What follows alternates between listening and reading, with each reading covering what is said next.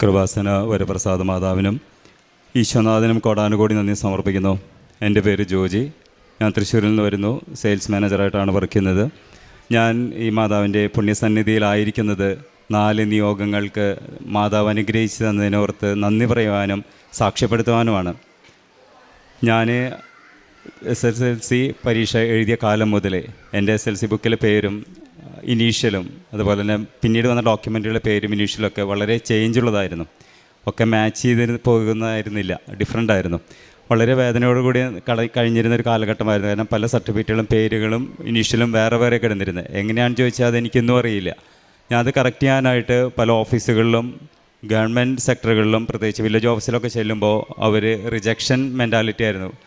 ഓരോ കാലഘട്ടത്തിൽ ഞാനതിനു വേണ്ടി പ്രവർത്തിക്കുമ്പോൾ 1 ആഴ്ച 2 ആഴ്ച 1 മാസത്തുമ്പോഴേക്കും തളർന്നുണ്ടാവും, അതവിടെ ഇടും.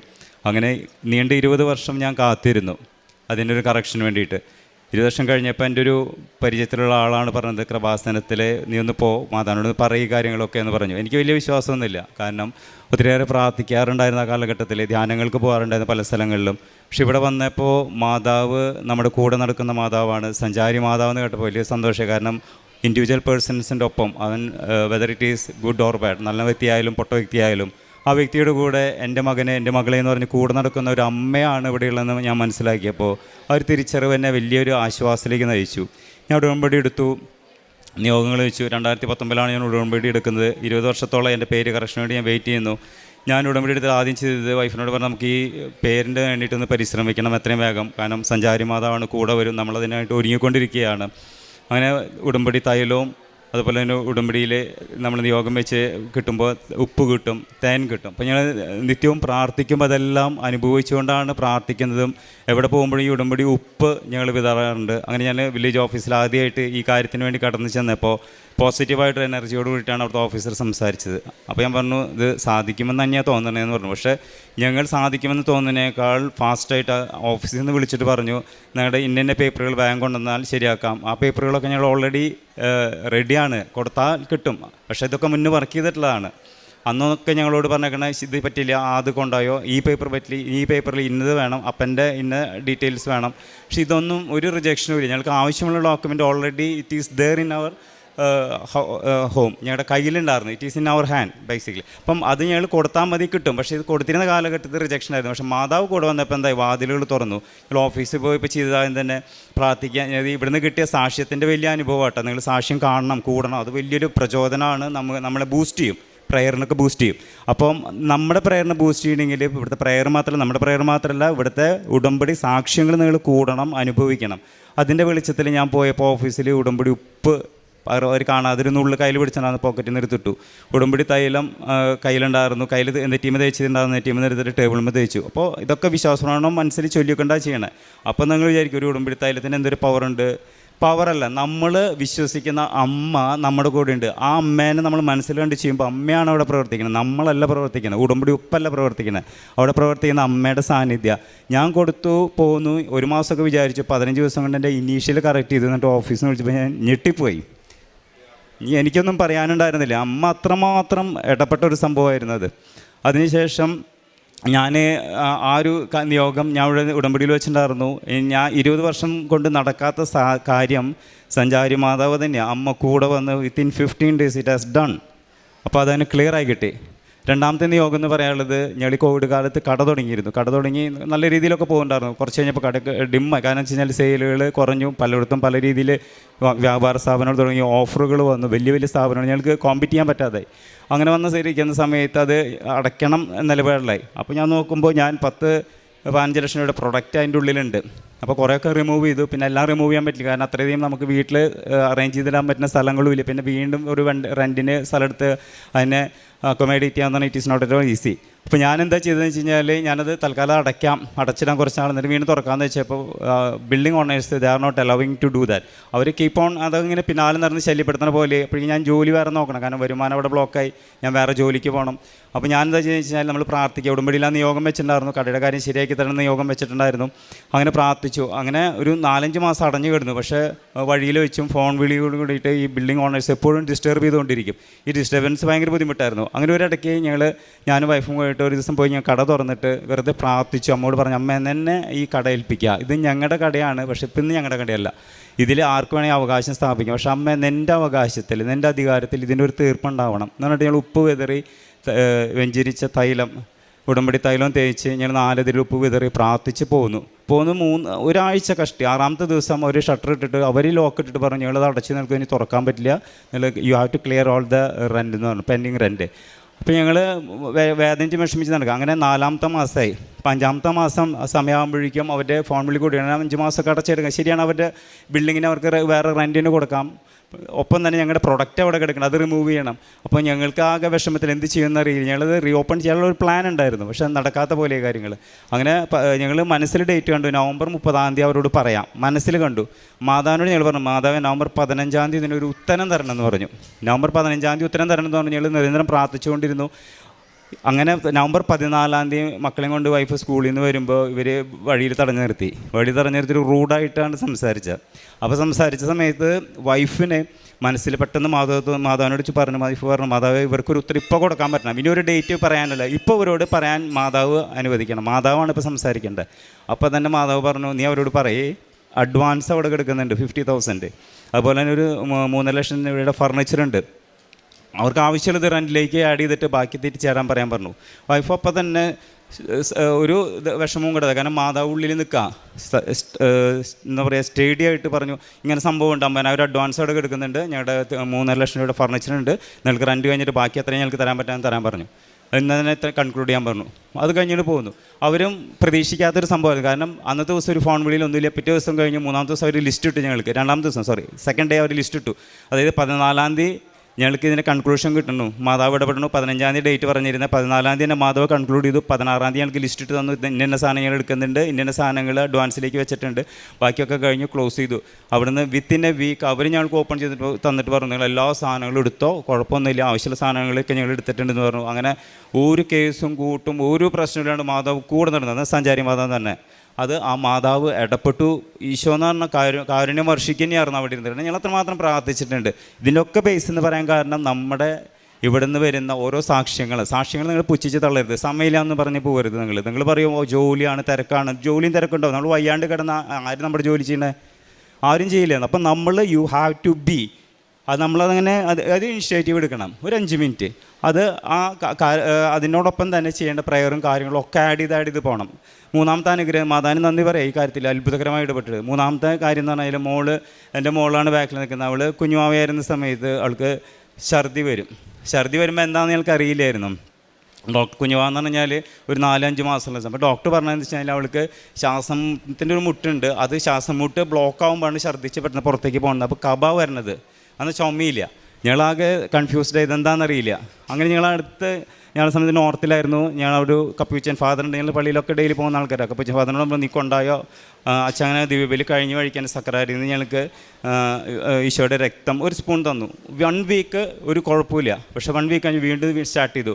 അതങ്ങനെ നീണ്ട 11 വർഷം അവൾ കണ്ടിന്യൂ ചെയ്തു. അവൾ ഭക്ഷണം കഴിച്ചുകൊണ്ടിരിക്കാൻ പെട്ടെന്ന് ചുമ വരുമ്പോൾ എനിക്കറിയാം പ്രശ്നമാണെന്ന്. ചിലപ്പോൾ പാത്രത്തിലേക്ക് അവൻ ഛർദ്ദിക്കും. ഞാൻ പറഞ്ഞു അവൾ പോയി ഛർദ്ദിക്കും. ഭയങ്കര വിഷമമായിരുന്നു. കാരണം ഞങ്ങൾ കാണിക്കാത്ത എന്താ പറയുക, തൃശ്ശൂരും എറണാകുളത്തുള്ള നല്ല ചിൽഡ്രൻ സ്പെഷ്യലിസ്റ്റിൻ്റെ, ക്വാളിഫൈഡ് ചിൽഡ്രൻ സ്പെഷ്യലിസ്റ്റിനെ കാണിച്ചു. അവർ ഇമ്മീഡിയറ്റ് ആയിട്ടുള്ള ക്യൂർ കിട്ടും. ഇമ്മീഡിയറ്റ് ക്യൂർ വിത്തിൻ 1 അവറിലൊക്കെ ക്യൂറാവും. 2 ദിവസം കഴിഞ്ഞ് ആ മെഡിസിൻ്റെ അത് കുറയണോട് കൂടിയിട്ട് വീണ്ടും, അതായത് കണ്ടിന്യൂസ് മെഡിസിൻ എടുക്കണം. ഒരു ഡോക്ടർ പറഞ്ഞതെന്ന് വെച്ചാൽ നിൻ്റെ മോള്, അതായത് അന്ന് അവൾക്ക് 3 വയസ്സാണ്, നിൻ്റെ മോള് 15 വയസ്സ് വരെ കണ്ടിന്യൂസ് ഇൻഹേലർ എടുക്കുന്നത്. അത് കേട്ടപ്പോൾ ഷോക്കായി. അപ്പോൾ അതൊന്നും ഞാൻ ആക്സെപ്റ്റ് ചെയ്യുന്ന ആളല്ല. കാരണം ഞാനും എൻ്റെ ഭാര്യ നന്നായിട്ട് പ്രാർത്ഥിക്കുന്ന ആൾക്കാരാണ്. അപ്പോൾ ഈ നിയോഗം ഞങ്ങൾ വെച്ചിട്ടുണ്ടായിരുന്നു. ഉടമ്പടിയിലെടുത്തപ്പോൾ നിയോഗം വെച്ചു, മാതാവേ മകളുടെ അസുഖം മാറണം, അവൾക്ക് സൗഖ്യം കിട്ടണം. അവന് പ്രാർത്ഥിച്ചു. അങ്ങനെ ഞങ്ങളൊരു ദിവസം ഇവിടെ ഈ ചുമ കണ്ട് ഇവിടെ ഛർദ്ദിക്കാനുള്ള ടെൻഡൻസി കണ്ടപ്പോൾ ഞങ്ങളെന്ന് വെച്ച് കഴിഞ്ഞാൽ വെഞ്ചരിച്ച തൈലമുണ്ട്, അതുപോലെ ഉപ്പുണ്ട്, അതുപോലെ തന്നെ ഞങ്ങളുടെ കയ്യിൽ തേനിരിക്കുന്നുണ്ട്. അപ്പോൾ ഞങ്ങൾ പറഞ്ഞു കുറച്ച് ഉപ്പിട്ടിട്ട് ഇവൾക്ക് ഭക്ഷണം കൊടുക്കാൻ പറഞ്ഞിട്ട് ഇവൾ അറിഞ്ഞില്ല. ഇവളോട് ഞങ്ങൾ പറഞ്ഞില്ല. ഞങ്ങൾ ഉപ്പിട്ടിട്ട് പ്രാർത്ഥിച്ച് വിശ്വാസപ്രമാണം ചൊല്ലി പ്രാർത്ഥിച്ച് ഉപ്പിട്ട് ഇവൾ ഭക്ഷണം കൊടുത്തു. ഇവൾ ഭക്ഷണം കഴിച്ചു. ചുമ വരുന്നുണ്ട്, ഛർദ്ദിക്കണില്ല. അന്നത്തെ ദിവസം കിട്ടിയതാണ്. ചുമ വരുന്ന ഛർദ്ദി. അപ്പോൾ ഞാൻ വെച്ച് ചിലപ്പോൾ സാധാ ചുമയാവും. സാധാരണ 2-3 ചുമച്ച് കഴിഞ്ഞാൽ ഒറ്റ കൊട്ട് കൂട്ടും. അവളറിയാം, അവളെ ഏറ്റുപൊക്കോളും, അവൾക്കറിയാം ഛർദ്ദിക്കാൻ പറ്റുന്നത്. പക്ഷെ അവളെ എനിക്കും ഷെയർ ചെയ്യുന്നു. പക്ഷേ ഒന്നും വരുന്നില്ല പുറത്തേക്ക്. അപ്പോൾ ഞാൻ വെച്ചാൽ അത് സാധാരണ ചുമയാണെന്ന് വെച്ചാൽ വെയിറ്റ് ചെയ്തു. അത് പക്ഷേ ഞങ്ങൾ നിർത്തിയില്ല. ഇതിങ്ങനെ കണ്ടിന്യൂ ചെയ്ത് ഇപ്പം എന്ന് വെച്ച് കഴിഞ്ഞാൽ അവൾക്ക് ഒരു കുഴപ്പമില്ല. കഴിഞ്ഞ 11 വർഷം അവൾ സഹിച്ചത്, ഇപ്പോൾ അവൾക്ക് ഒരു പ്രശ്നവുമില്ല. അവൾക്കിപ്പോൾ 14 വയസ്സായി, 3 വർഷമായിട്ട് ഒരു ഇഷ്യൂസും ഇല്ല, ഒരു ഛർദിയില്ല, ഒരു ചുമയില്ല. സാധാരണ നമുക്ക് അപകടം വരുമ്പോഴത്തെ ഒരു ചുമ അല്ലെങ്കിൽ ഒരു ചുമ, അല്ലാത്ത ഈ ഒരു ഇഷ്യൂ അത് ദൈവം മാതാവ് ഇടപെട്ട് തന്നെ. കാരണം വെച്ചാൽ അവൾക്ക് ഇഷ്ടംപോലെ വെഞ്ചിരിച്ച തൈലം തേച്ച് നെറ്റിയമ്മ കൊടുക്കും, അതുപോലെ ഭക്ഷണത്തിൽ വെഞ്ചിരിച്ച് ഉപ്പിട്ട് കൊടുക്കും. അപ്പോൾ ഇതിനൊക്കെ വിലയുണ്ടെന്ന് നിങ്ങൾ മനസ്സിലാക്കണം കേട്ടോ. ഇവിടുന്ന് തരുന്ന ഓരോ ഭക്തവസ്തുക്കളും ഇറ്റ് ഹാസ് ദാറ്റ് പവർ. ആ ദൈവത്തിൻ്റെ കയ്യൊപ്പോടുകൂടി വരുന്ന സാധനങ്ങളാണ്. നിങ്ങളത് എന്താ പറയുക, ഒരു വിലയില്ലാത്ത പോലെ കാണരുത്, വിലയോടുകൂടി കാണണം. അത് ഇവിടെ വെറുതെ കാര്യങ്ങൾ നടത്തുന്നതല്ല, പവറുണ്ട് അതിന്, എല്ലാത്തിനും പവറുണ്ട്, ദൈവിക പവറുണ്ട്, ചൈതന്യം ഉണ്ട്, ഉൾക്കൊള്ളണം. അത് കഴിഞ്ഞിട്ട് ആ കാര്യങ്ങളൊക്കെ ഭംഗിയായിട്ട് നടന്ന് ദൈവത്തിനോട് നന്ദി പറയുക. കാരണം എന്ന് വെച്ച് കഴിഞ്ഞാൽ അവൾ അതിന് ശേഷം പ്രാർത്ഥിക്കാനും മോൾക്ക് ഇത്തിരി കൃപ കിട്ടി. പിന്നെ 4ാമത്തെ നിയോഗം എന്ന് പറയാനുള്ളത്, എൻ്റെ ജോലി സ്ഥലത്ത് 2 വർഷമായിട്ട് എനിക്ക് ഇൻക്രിമെൻ്റ് ഇല്ല എന്ന് പറഞ്ഞു കഴിഞ്ഞാൽ ഞാൻ പലർക്കും കിട്ടി, എനിക്ക് കിട്ടുന്നില്ല. ഇപ്പം ഞാനാണെങ്കിലും മാനേജർ, സെയിൽസ് മാനേജറാണ്. അപ്പോൾ ഞാൻ ചോദിച്ചു, ഞാൻ ഓപ്പണായിട്ട് എൻ്റെ ഓണറോട് ചോദിച്ചു, what is my problem, if I have done any problem or if I am not suiting for the position or the place, please let me go. അങ്ങനെ ഞാൻ പറഞ്ഞു.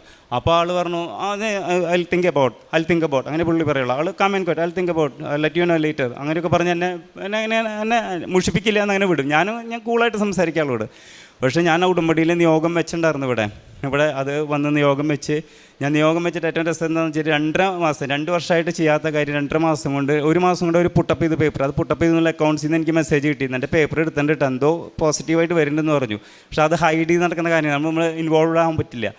അപ്പോൾ ഞാനത് വെയിറ്റ് ചെയ്തു. 2.5 മാസം കൊണ്ട് അവർ ഇൻക്രിമെൻറ്റ് എല്ലാവർക്കും കൊടുത്ത ഇൻക്രിമെൻറ്റിനേക്കാളും ഡബിളായിട്ട് എനിക്ക് ഇൻക്രിമെൻറ്റ് തന്നു. അപ്പോൾ ഞാൻ പറഞ്ഞു, ഇറ്റ്സ് എ മിറാക്കിൾ. അപ്പോൾ ഓരോ പ്രാവശ്യം ഞാൻ ഈ ഉടമ്പടി തന്നെ ശേഷം ഈ ഒരു റീസണ് വേണ്ടിയിട്ട് സാറിൻ്റെ ഓഫീസിൽ കയറി ചെല്ലുമ്പോൾ എൻ്റെ കയ്യിൽ ഉപ്പുണ്ടാവും. ഉപ്പെന്ന് പറഞ്ഞാൽ പോക്കറ്റിൻ്റെ ഏതെങ്കിലും മൂലിക്കൊരു നുള്ളുണ്ടാവുള്ളൂ. അപ്പോൾ 2-3 തരി, ഈ 2-3 മണൽത്തരിയുടെ വലിപ്പം മതി അത്ഭുതം നടക്കുക. ഒരു കടുമകളും വിശ്വാസം മതി എന്ന് ദൈവവചനത്തിൽ പറഞ്ഞിട്ടുണ്ടെങ്കിൽ ആ ഒരു തുള്ളു മതി, അവിടെ അത്ഭുതം നടക്കും. അപ്പം അങ്ങനെ അത്ഭുതം നടക്കുന്ന വിശ്വാസമുണ്ട്. അത് ഇട്ടു. അവരുടെ എണ്ണ നെറ്റീമൻ്റെ കയ്യിൽ എപ്പോഴും ഉണ്ടാവും. ആ നെറ്റീമ എടുത്തു കഴിഞ്ഞാൽ അത്യാവശ്യമായ നേരം വരെ നെറ്റീമാണ്. ഞാൻ മുഖം കഴുകണമെങ്കിൽ നെറ്റീമ തൊടില്ലേ, കാരണം ആ കുരിശ് അവിടെ കിടക്കട്ടെ. അപ്പോൾ അത് വരയ്ക്കും ഞാൻ. അപ്പോൾ ഇതൊന്നും അവരുടെ വിസിബിലിറ്റിയിൽ വരുന്ന കാര്യങ്ങളല്ല. പക്ഷേ എനിക്ക് വിശ്വാസമുണ്ട്, എൻ്റെ അമ്മയുടെ പ്രസൻസ് എൻ്റെ കൂടെയുണ്ട്. അത് ഇവിടെ ഉണ്ടാവട്ടെ, അന്തരീക്ഷത്തിലുണ്ടാവട്ടെ. പോസിറ്റീവായിട്ട് നടന്നു, അത്ഭുതം നടന്നു. എനിക്ക് 2.5 മാസം കൊണ്ട് കിട്ടി. ഈ 4 അനുഗ്രഹങ്ങളാണ് എനിക്ക് കാലഘട്ടത്തിൽ കിട്ടിയത്. പിന്നെ എൻ്റെ കാരുണ്യ പ്രവർത്തികൾ എന്ന് പറഞ്ഞാൽ, ഞാൻ പേപ്പർ കിട്ടുമ്പോൾ പേപ്പർ ഞാൻ കൊടുക്കുക പൊതുസ്ഥലങ്ങളിൽ കൊടുക്കും, അതുപോലെ തന്നെ പിൽഗ്രിമേജ് ഏരിയകളിൽ പോവും. അപ്പോൾ എവിടെ പോയാലും ഞാൻ കൊടുക്കുമ്പോൾ വെറുതെ ഞാൻ കാണാറുണ്ട്. ഞാൻ ഒരു ദിവസം ഇവിടെ ഉടമ്പടി എടുത്തിട്ട് ഈ ചേർത്തല റെയിൽവേ സ്റ്റേഷനിൽ ചെന്നപ്പോൾ റെയിൽവേ സ്റ്റേഷൻ്റെ ചെയറുമ്മ ഒരു പേപ്പർ ഇരിക്കണം, നമ്മുടെ കൃപാസനം. ഞാൻ അമ്മേനെ ഇങ്ങനെ വലിച്ചെറിഞ്ഞാരെ പോയേ. കാരണം ഈ പേപ്പർ അവിടെ വരുന്നെങ്കിൽ ഇവിടുന്ന് കൊണ്ടുപോയി പോകാണ്ട് അവിടെ എത്തില്ല. ഇത്ര കാര്യങ്ങളിലൂടെ പറഞ്ഞ് ഇത്ര വിശ്വാസത്തിൻ്റെ ആഴത്തിൽ ഇത്ര മക്കൾ വന്നിട്ട് ആരാണ് ഇതേമാതിരി പേപ്പർ മേടിച്ചിട്ടെന്നുള്ള വിഷമത്തിൽ അമ്മേനെ ഞാൻ ഏകയായിട്ട് വിടില്ല കേട്ടാ. ഞാൻ അതെടുത്ത് കയ്യിൽ വെച്ചു. എനിക്ക് ഭയങ്കര വിഷമമായി. ഞാൻ ആ പേപ്പർ എടുത്ത് കയ്യിൽ വെച്ചു, മടക്കി വെച്ചു. ഞാൻ ആ പേപ്പർ എടുത്ത് വെച്ച്. പിന്നെ ഞാൻ പേപ്പർ കൊടുക്കുമ്പോൾ വെറുതെ പേപ്പർ കൊടുക്കില്ല. It is not distribution like a notice. ഞാൻ എന്താ ചെയ്യുകയെന്ന് വെച്ച് കഴിഞ്ഞാൽ, ഇത് ഒരു അനുഗ്രഹ പത്രമാണ്. നമുക്കൊരു വാല്യൂ വേണം, അതിനൊരു വെയിറ്റ് വേണം. കാരണം എന്നാലും നമ്മളെ ദൈവം കാണുള്ളൂ, വിലയോടുകൂടി കാണുള്ളൂ. നമ്മൾ ദൈവത്തിന് കൊടുക്കുന്ന ഓരോ കാര്യങ്ങളും, ദൈവത്തിന് വേണ്ടി ചെയ്യുന്ന ഓരോ കാര്യങ്ങളും വിലയോടുകൂടി ചെയ്യണം. നമ്മളൊരു എക്സസൈസ് പോലെ ബസ് കയറി 10-15 കിലോമീറ്ററോ 10-50 കിലോമീറ്ററോളം യാത്ര ചെയ്തോടെ വന്നു, തോന്നിയ മാതിരി ചെയ്യല്ലേ ചെയ്യേണ്ടത്. നമ്മളൊരു എഫേർട്ട് എടുക്കണമെങ്കിൽ it should be for the long time. അങ്ങനത്തെ ഒരു മെൻറ്റാലിറ്റിയോട് ചെയ്യണം. ഞാൻ അപ്പോൾ ഓരോ പേപ്പറും കൊടുക്കുമ്പോൾ എന്ന് പറഞ്ഞാൽ പേപ്പറിലെടുക്കും. ഞാൻ അടുത്ത് കൊണ്ടുപോകുമ്പോൾ ചിലപ്പോൾ 2 ബണ്ടിൽ 3 ബണ്ടിൽ കൊണ്ടുപോകും. ആ 3 ബണ്ടിലുണ്ടായി 3 ബണ്ടിലും ചിലപ്പോൾ ഞാൻ വിശ്വാസപ്രമാണം ചൊല്ലിയിട്ട് തന്നെ തുടങ്ങാം. അപ്പോൾ കൊടുക്കാവുന്ന ഡിസ്ട്രിബ്യൂഷൻ തുടങ്ങിയാൽ അപ്പോൾ തുടങ്ങും, വിശ്വാസപ്രമാണം തുടങ്ങും. ഇപ്പോൾ 2 മണിക്കൂർ എടുക്കും, ചിലപ്പോൾ 3 മണിക്കൂർ എടുക്കും. ഈ 3 മണിക്കൂർ കണ്ടിന്യൂസ് വിശ്വാസപ്രമാണം, ചിലപ്പോൾ 80 വരെ, ചിലപ്പോൾ 100 വിശ്വാസപ്രമാണമൊക്കെ കഴിഞ്ഞിട്ടുണ്ടാവും അതിൽ. അപ്പോൾ ഇത് കൊടുക്കുമ്പോൾ ഓരോ പത്രവും ഓരോരുത്തർ മേടിക്കുമ്പോൾ അത് മകനായാലും മകളായാലും, അപ്പോൾ അമ്മ മാതാവ് അമ്മയുടെ കൃത്യശാന സാക്ഷിയായി മകളെ അല്ലെങ്കിൽ മകനെ മാറ്റണം കേട്ടോ എന്ന് പറഞ്ഞിട്ട് ഞാൻ കൊടുക്കുക. അത് അവർ കേൾക്കില്ല, അത് മനസ്സിലാവും. പക്ഷേ വിശ്വാസമാണ് അവർ കേൾക്കുക. ചിലർ തിരിഞ്ഞു നോക്കുക, ഞാൻ ഈ വഴിയിൽ നടന്നൊരു വിശ്വാസമാണ് ചെല്ലുന്നത്. പൊട്ടനാണോ ഭ്രാന്തനാണോ, അവരെന്ത് പൊട്ടനായാലും ഭ്രാന്തൻ, ഞാൻ ദൈവത്തിന് വേണ്ടി പൊട്ടനായാലും ഭ്രാന്തൻ, എനിക്കെന്തോ കുഴപ്പം, because I working for my God or lot. അപ്പോൾ എനിക്ക് അതിനുള്ളൊരു വിഷമം വേദന ഒന്നുമില്ല. അപ്പോൾ നമ്മൾ കഴുതകളെ പോലെ ആവണം മക്കളെ, എന്നാലും ദൈവം അനുഗ്രഹിക്കണം. നമ്മൾ വലിയ കോടീശ്വരന്മാരായിട്ട്, എന്ത് കോടീശ്വരനായാലും യു തിങ്ക് ദാറ്റ് നിങ്ങൾ എന്ത് ഏൺ ചെയ്താലും എന്ത് ഗെയിൻ ചെയ്യും, you are not going to when you are leaving the world, you are not going to carry you when you are leaving the world. അപ്പോൾ നമ്മളൊന്നും കൊണ്ടുവന്നില്ല, നമ്മളിവിടുന്ന് പോകുമ്പോൾ ഒക്കെ വിട്ടിട്ട് പോകും. എത്ര കോടീശ്വരൻ, എത്ര ബെൻസ് ഉണ്ടായാലും, എത്ര ഓടി ഉണ്ടായാലും ഓടും കിടന്നിട്ട് വഴിയെന്നല്ലാണ്ട് നമ്മുടെ കൂടെ ഒരാളും വരില്ല. നമ്മുടെ പഞ്ചപ്പെട്ടിയിൽ നമ്മുടെ ഇട്ടിരിക്കുന്ന വസ്ത്രവും. പക്ഷെ നമ്മുടെ ആത്മാവിന് അഴക്, ദൈവസന്നിധിയിൽ നമുക്ക് അഴക് വേണമെങ്കിൽ എന്ത് വേണം, ചെയ്യുന്ന ഓരോ പ്രവൃത്തി, ഒരു വിശ്വാസ പ്രമാണം അറിഞ്ഞ് ചൊല്ലാം. അറിഞ്ഞു ചൊല്ലാം. നിങ്ങൾ പ്രാർത്ഥിക്കണം. കാരുണ്യപ്രവൃത്തികൾ ഞാൻ ഒത്തിരിയേറെ ചെയ്യാറുണ്ടായിരുന്നു, എൻ്റെ വൈഫും ചെയ്യാറുണ്ട്. ഞങ്ങൾ ചെയ്യാറുള്ളത് ഈ പത്രത്തിൻ്റെ കാര്യത്തിൽ ഞാൻ പറഞ്ഞില്ല, ഇങ്ങനെ പ്രാർത്ഥനയോടുകൂടി ഞാൻ ചെയ്യാറ്. രണ്ടാമത്തെ കാര്യം, ഞങ്ങൾ ആതുരാലയങ്ങൾ സന്ദർശിക്കാൻ പോകും. പാവപ്പെട്ട രോഗികൾക്ക് ഭക്ഷണം, പ്രത്യേകിച്ച് ഹോസ്പിറ്റലുകളിലും അതുപോലെ തന്നെ ഈ വഴിയോരങ്ങളിൽ അവർ ഭക്ഷണത്തിന് വേണ്ടി വരുന്ന നേരത്തിന് നമ്മൾ ഭക്ഷണം വേസ്റ്റാക്കുക അല്ല. നമ്മളൊരു ഹോട്ടലിൽ പോയി കഴിഞ്ഞാൽ ഇഷ്ടംപോലെ ഭക്ഷണം മേടിക്കും, പകുതി വേസ്റ്റാക്കും, പകുതി തിന്നില്ല. ഒരിക്കലും ചെയ്യരുത്. അത് തിന്മയാണ്, പാപമാണ്. കിട്ടേണ്ടവർക്ക് കിട്ടാത്ത, അർഹതപ്പെട്ടവർക്ക് കിട്ടാത്തൊരവസ്ഥ നമ്മളായിട്ടുണ്ടാക്കുന്നത് വലിയ പാപമാണ്. അപ്പോൾ ഞാൻ എന്താ ചെയ്യുക, ഭക്ഷണം വീട്ടിലുണ്ടാക്കും. ഞാനും വൈഫും കൂടി 15 പേർക്കോ 20 പേർക്കോ ഞങ്ങൾ കൈകൊണ്ട് ഭക്ഷണം വയ്ക്കും. ഞങ്ങൾ ഇലയിൽ പൊതിയും, ഞങ്ങൾ തന്നെ പോയി കൊടുക്കും. മക്കളെ കൊണ്ടുപോയില്ല, ഞങ്ങൾ തന്നെ പോയി പ്രാർത്ഥിച്ച് കൊടുക്കും. അങ്ങനെ കിട്ടുന്നവർക്ക് അനുഗ്രഹമായിട്ട് മാറണം. അപ്പോൾ അങ്ങനത്തെ കാരുണ്യപ്രവൃത്തി ചെയ്യാറുണ്ട്. പിന്നെ ചെയ്യാറുള്ളത് ഈ ഓർഫനേജിൽ പോവും. അതുപോലെ തന്നെ കുഞ്ഞു മക്കളെ, അതായത് അബോർഷൻ ചെയ്യുന്നതിന് പകരം അവർ ചെയ്യുന്ന വലിയൊരു തിന്മയാണ് കുഞ്ഞു മക്കളുണ്ടാവുക വഴിയിലിട്ടിട്ട് പോവുക. അതായത് കുഞ്ഞ് ജനിച്ചിട്ടേ, ഞങ്ങൾ പോയ സ്ഥലങ്ങളിൽ 2 ദിവസം കൊണ്ട് ജനിച്ച കുഞ്ഞു വരെ കണ്ടു.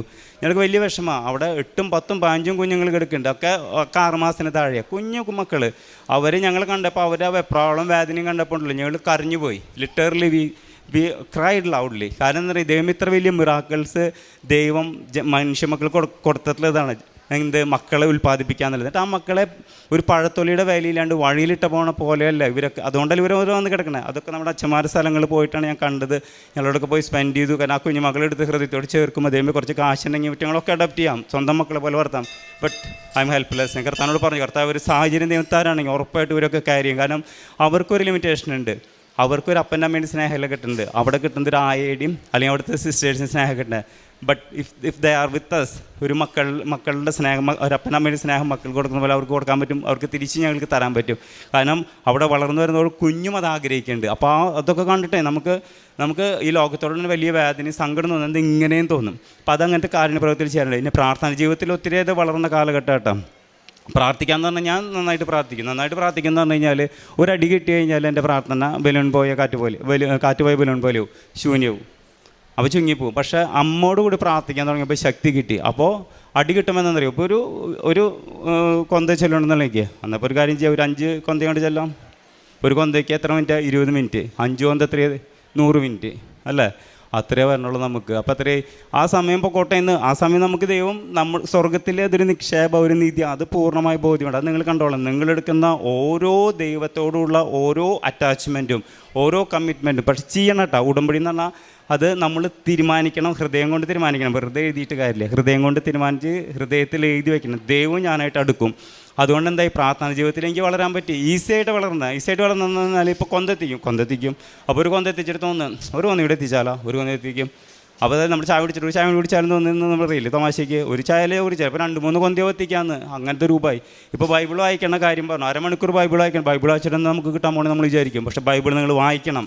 കാരണം ഓരോ പ്രവാചകന്മാരും, പ്രത്യേകിച്ച് സ്ലീഹന്മാരോട് ദൈവം, നമ്മുടെ ഈശോ, കുരിശിൽ പടഞ്ഞ ഈശോ, ഈസ്റ്ററിന് ഉയർത്തെഴുന്നേറ്റ ഈശോ, ആ ഈശോ പറഞ്ഞു കൊടുത്ത വാക്കുകളാണ്, ദൈവവചനമാണ്, അത് ഊർജ്ജമാണ്, പവറാണ്, അന്തരീക്ഷത്തിൽ നിൽക്കും. നിങ്ങളത് വായിക്കണം.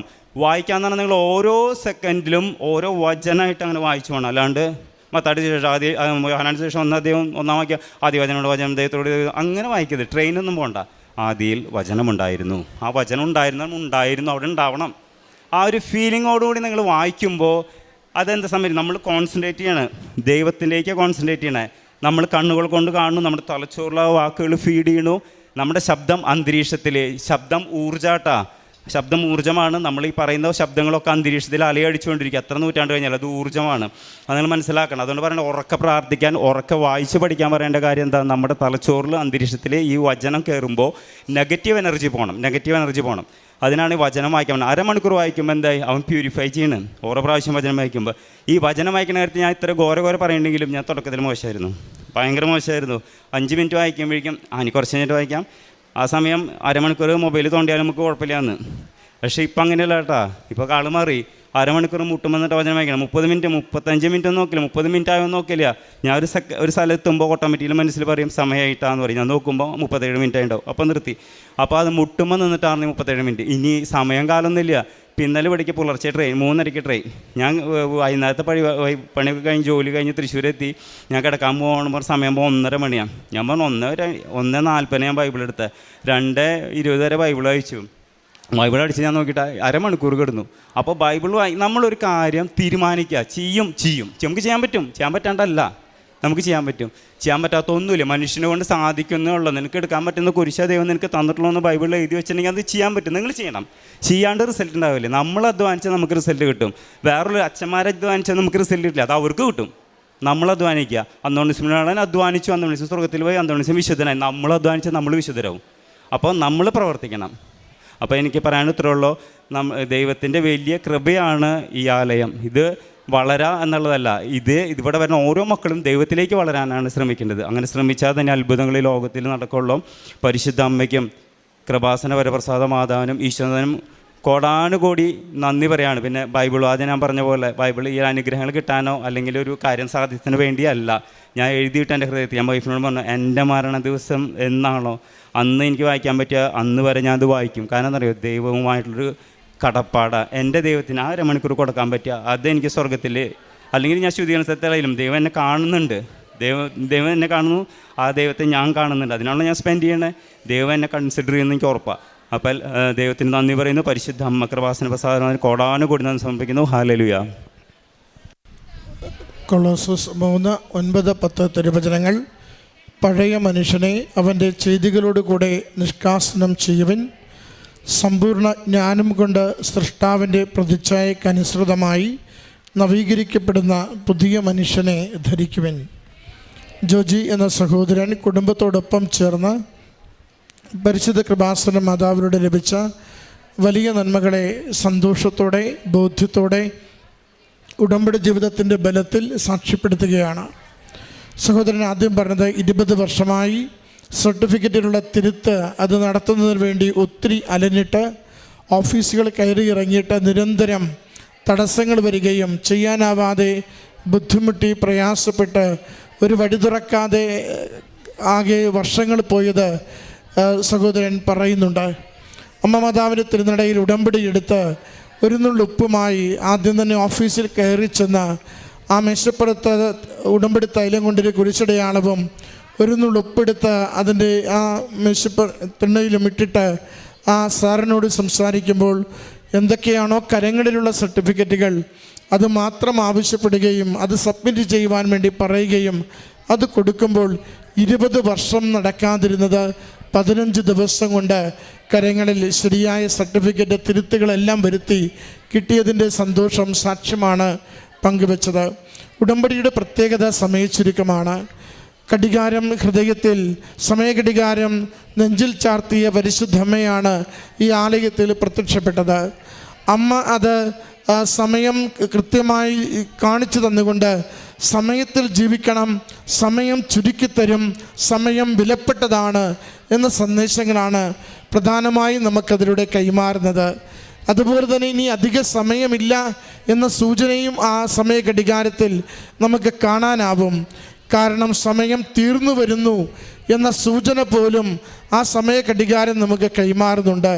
അതിൻ്റെ അർത്ഥം ജീവിതം അല്പം കൂടി ഒന്ന് ക്വാളിറ്റി ഉള്ളതാക്കുവാൻ, ജീവിതം അല്പം കൂടി മെച്ചപ്പെടുത്തി മുന്നോട്ട് കൊണ്ടുപോകുവാൻ നമുക്ക് സമയമായി എന്ന് അമ്മ മാതാവ് ഈ കാലഘട്ടത്തിൽ കൃപാസനം എന്ന ഈ ആലയത്തിൽ പ്രത്യക്ഷപ്പെട്ട ലോകത്തോട് പങ്കുവെക്കുകയാണ്. സഹോദരൻ അതുകൊണ്ട് തന്നെ പറയുന്നു, ജീവിതമാകെ മാറിപ്പോയി.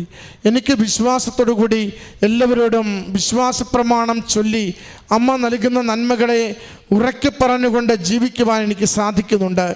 മുട്ടിൽ നിന്ന് തിരുവചനം വായിച്ചുകൊണ്ട് ദൈവികമായ പദ്ധതികളെ മനസ്സിലാക്കി ജീവിതത്തെ ക്വാളിറ്റി വർദ്ധിപ്പിക്കുവാൻ എനിക്ക് സാധിക്കുന്നുണ്ട്.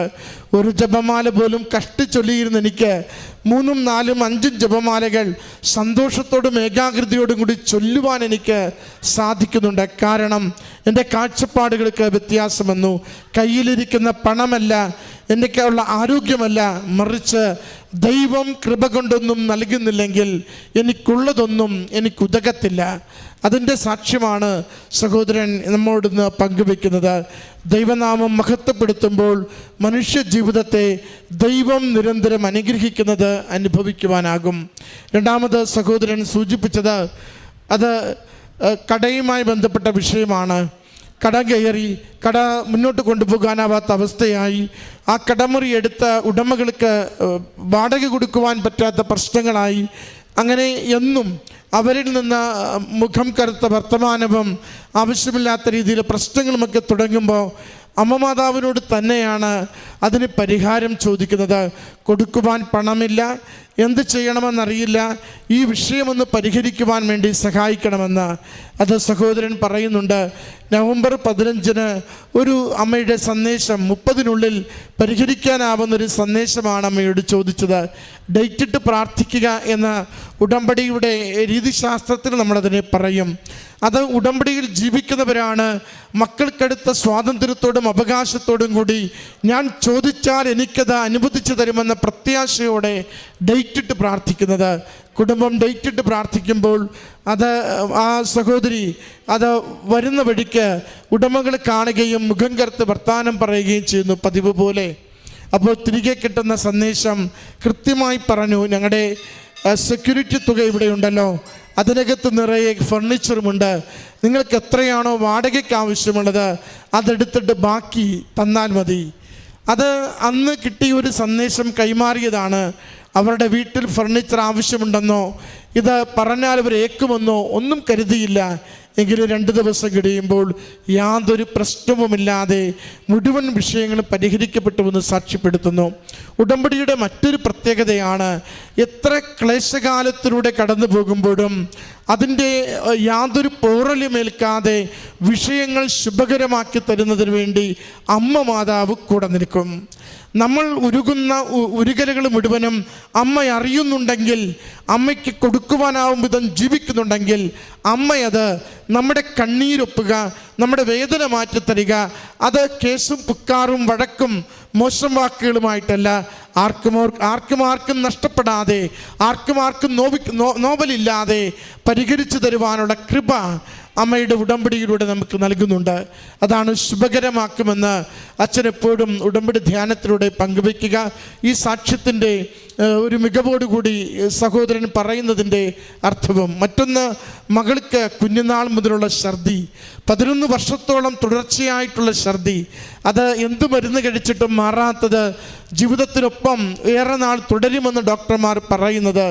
സഹോദരൻ പറഞ്ഞു, ഒരു നുള്ളുപ്പ് ഞാനത് എന്നും ഭക്ഷണത്തിൽ ചേർത്ത് കൊടുക്കുമ്പോൾ, അത് മകൾക്ക് ഉടമ്പടി തൈലം പൂശി പ്രാർത്ഥിക്കുമ്പോൾ അത് ആ നാൾ മുതൽ ആ ചുമ വരുമെങ്കിലും ഛർദി നിന്നു. കഴിഞ്ഞ 3 വർഷമായി യാതൊരു പ്രയാസവുമില്ലാതെ ആരോഗ്യത്തോടെ മരുന്നൊന്നുമില്ലാതെ മകൾ ഇന്ന് ജീവിക്കുന്നുവെന്ന്. പ്രിയമുള്ളവരെ, ഉടമ്പടിയുടെ നേർച്ച വസ്തുക്കളുടെ ഉപയോഗത്തെക്കുറിച്ച് സഹോദരൻ നന്നായി നമ്മളോട് പറഞ്ഞു. അതെന്താണ്? ഇത് ഉപ്പല്ലേ? ഉപ്പിൽ എന്തിരിക്കുന്നു? ഇത് തൈലമല്ലേ? തൈലത്തിൽ എന്തിരിക്കുന്നു? ഇത് തേനല്ലേ? തേൻ എന്തിരിക്കുന്നു? സംശയം ചോദിക്കുവാൻ നമുക്ക് ഒത്തിരി ഉണ്ടാകും. നമുക്കതിനെ തള്ളിക്കളയുവാൻ കാരണങ്ങളേറെ ഉണ്ടാകും. വിശ്വസിച്ചുകൊണ്ട് ഔഷധമായും അഭിഷേക തൈലമായും ജീവിതത്തിൽ ഉപകരിക്കുന്ന പ്രതിസന്ധികളെ തൂത്തുമാറ്റുന്ന ഏറ്റവും വലിയ ബലമായും നേർച്ച വസ്തുക്കളെ കാണുകയും ഉപയോഗിക്കുകയും ചെയ്താൽ അത് അതിവേഗ അനുഗ്രഹത്തിന് ദൈവസന്നിധിയിൽ നമുക്കത് കാരണമായി തീരും. അതാണ് സഹോദരൻ സാക്ഷ്യപ്പെടുത്തുക. മറ്റൊന്നുകൂടി പറഞ്ഞു, അത് ഒത്തിരി നാളായി ജോലി ചെയ്യുന്നു, ഇൻക്രിമെൻ്റ് കിട്ടുന്നില്ല. മാനേജർ എന്ന പേരൊക്കെ ഉണ്ടെങ്കിലും ഗാന്ധിയുടെ രൂപത്തിൽ പ്രയോജനമൊന്നുമില്ല. പഴയ തുക തന്നെ നിരന്തരം കിട്ടിക്കൊണ്ടിരിക്കുകയാണ്. ഒത്തിരി വർഷം കഴിഞ്ഞിട്ടും മാറ്റമില്ല. അതും ചോദിക്കുമ്പോൾ സോപ്പിട്ട് വിടുന്നതല്ലാതെ കാര്യമായിട്ടൊന്നും കൊടുക്കുന്നുമില്ല. അപ്പോഴാണ് അവസാനം അമ്മ മാതാവിൻ്റെ ഉപ്പ് കൊണ്ടുവന്ന് ആ ഓണറിൻ്റെ മുറിയിൽ 1-2 നുള്ളിട്ടിട്ട് പറഞ്ഞു, 1-2 നുള്ളു മാത്രം, 1-2 നുള്ളിട്ടിട്ട് ഓണറോട് സംസാരിച്ചിട്ട് തിരികെ പോയിരുന്നു. എല്ലാവർക്കും കൊടുത്തതിൻ്റെ ഇരട്ടി ഇൻക്രിമെൻ്റ് കൊടുത്തുകൊണ്ട് അമ്മ മാതാവ് കിട്ടാതിരുന്നത് മുഴുവനും ഒരു കടവുമില്ലാതെ കുടുംബത്തിന് നൽകിക്കൊണ്ട് ഞാൻ കൂടെയുണ്ട്, നീ നടക്കുകയെന്ന് ആ കുടുംബത്തോട് പറഞ്ഞ സംസാരമാണ് കേട്ടത്. എങ്ങനെയാണ് പ്രേക്ഷിത പ്രവർത്തനം, എങ്ങനെയാണ് കാരുണ്യ പ്രവർത്തനം, എത്ര സുന്ദരമായിട്ടാണ് സഹോദരൻ പറഞ്ഞത്. ഇത് എൻ്റെ അമ്മ മാതാവിൻ്റെ, എൻ്റെ ദൈവത്തിൻ്റെ വചനത്തെ പങ്കുവയ്ക്കുവാൻ വേണ്ടി കിട്ടുന്ന അവസരങ്ങൾ എല്ലാം പ്രയോജനപ്പെടുത്തുമ്പോൾ എൻ്റെ ജീവിതത്തിന് ആവശ്യമുള്ളതൊക്കെയും എനിക്ക് അമ്മ മാതാവ് ചേർത്ത് തരുന്നു. നിങ്ങൾ വിശ്വസിച്ചാൽ ദൈവമഹത്വം ദർശിക്കും. സാക്ഷ്യത്തിൻ്റെ ചുരുക്കം നമുക്കിതിങ്ങനെ പറയാനാവും. ദൈവമഹത്വം ദർശിച്ചുകൊണ്ട് ജീവിക്കുന്ന കുടുംബം ദൈവനാമത്തെ മഹത്വപ്പെടുത്തിക്കൊണ്ട് പറയുന്നു, ഞങ്ങൾ ഉടമ്പടിയിലാണ് ഞങ്ങളുടെ കുടുംബം സംരക്ഷിക്കപ്പെടുന്നു, ഞങ്ങൾ ഉടമ്പടിയിലാണ് ഞങ്ങളുടെ പ്രശ്നങ്ങൾ പരിഹരിക്കപ്പെടുന്നു, ഞങ്ങൾ ഉടമ്പടിയിലാണ് ഞങ്ങളെ കൈവിടാതെ അമ്മ മാതാവും തിരുക്കുമാരനും ചേർത്ത് പിടിച്ച് മുന്നോട്ട് നടത്തുന്നു. ഈ ലഭിച്ച അനുഗ്രഹങ്ങൾക്ക് നന്ദി പറഞ്ഞുകൊണ്ട് കരങ്ങളടിച്ച് അമ്മ മാതാവിനും തിരുക്കുമാരനും ഈ സാക്ഷ്യം സമർപ്പിക്കാം. അത്യപൂർവ ദൈവാനുഭവങ്ങൾ ഇനി നിങ്ങൾക്കും സ്വന്തം.